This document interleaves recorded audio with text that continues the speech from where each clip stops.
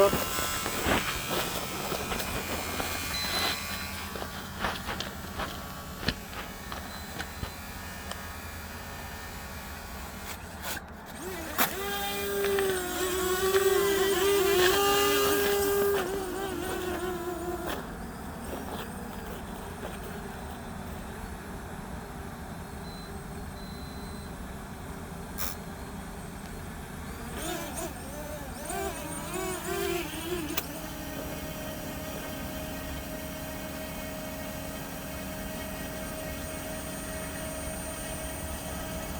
I can't shut it off.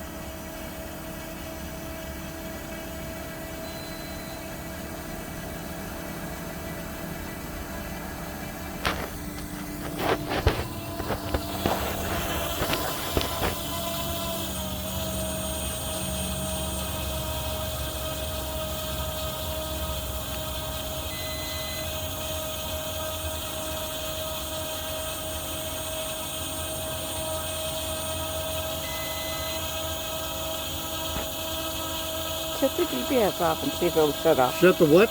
GPS off and see if it'll shut off. No? No, that's just directional, dear.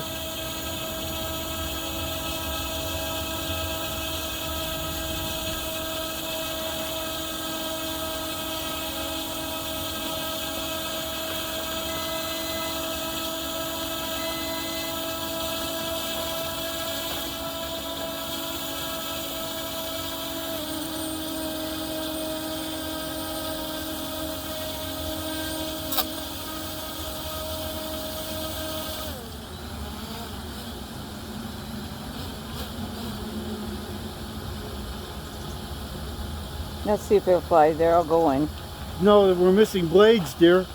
Oh, is that what's See the difference in the colors? Mm-hmm.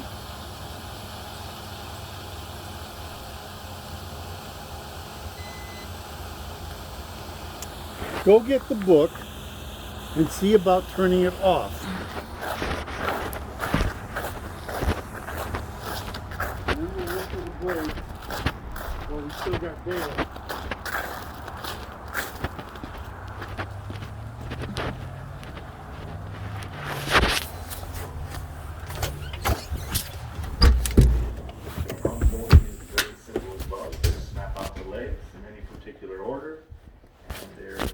Secure in place and not exposing any wiring or anything like that. So a good quality quadcopter with plenty of features. And so now let's take a closer look at the transmitter. Now taking a closer look at the transmitter, this is a very comfortable, compact DJI-like controller. And here in the back it has a couple of fold-out grips or arms. And it also has a panel to house the two AA batteries. So this controller does take a couple of AA batteries, and the controller a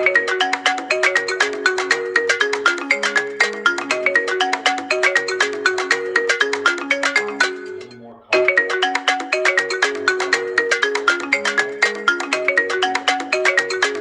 They're not actual antennas, yet it's a well-built and sleek controller. Now going over the controls a bit, we have the on-off switch over on this side. Then we have the motor arm and disarm button on this side. So if you keep it pressed, it'll either arm or disarm the motors. Here we have the return to home button.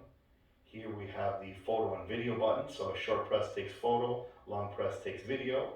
Here's the left throttle stick followed by the right rudder stick. And then over here we have the speed button or light button. So a short press will enable or disable the LED landing lights, and a long press will change the speed. Here, this wheel will tilt the camera 180 degrees up or down. This wheel is inoperative. This is the auto takeoff and land button. And then right here on the side, we have the GPS switch where you can turn on and off GPS, perhaps for some indoor flight. And now looking at the front LCD display, there's a lot of information here, such as the signal strength of the transmitter, and then also the number of satellites, and whether GPS mode is enabled or not. And you can see if you turn it on or off, the display will show whether it's enabled or not. Then you can show the rates of speed here, whether it's low, or if you keep it pressed, whether it's set to high rates or high speed. And then we have the mode, and then also the distance and height, and then also the battery levels of the drone and the transmitter. And so a lot of good telemetry here on the screen, a lot of good information. And then right here at the top of the transmitter, we have the mobile device mount, where you could hold a pretty large cell phone, but not quite a tablet. And it holds it firmly and securely in place. And it is adjustable, and you can tuck it back away if necessary. So very good mount right on top there.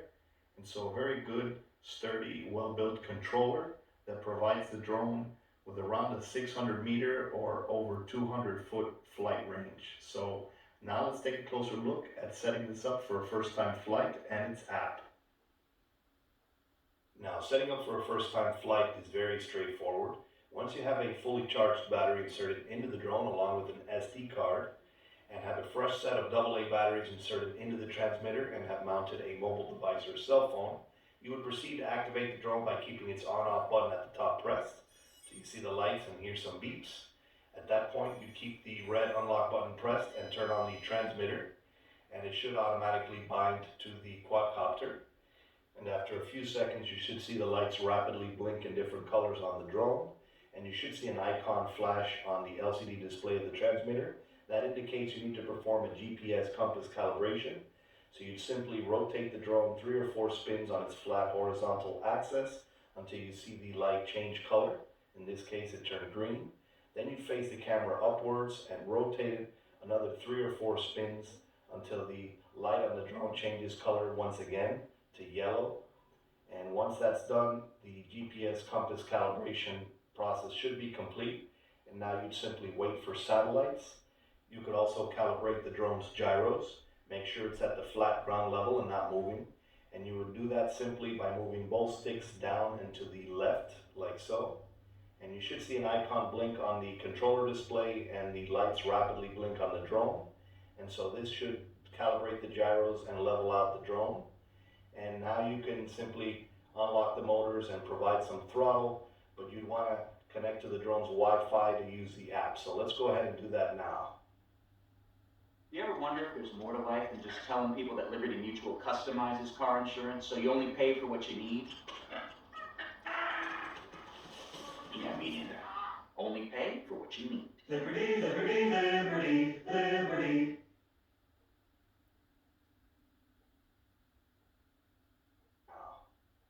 Now, once in your mobile device's Wi-Fi settings, you want to look for an entry that says Phoenix Drone and the serial number. Might as well come watch. And there is no default They're still Wi-Fi doing- password or Okay, anything, so you can simply They're connect still to that doing tape where it on says there. Phoenix Drone.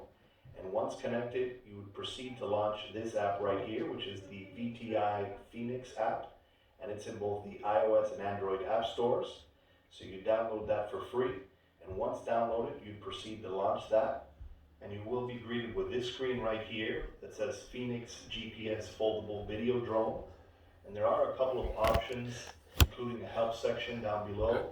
And you can simply scroll through.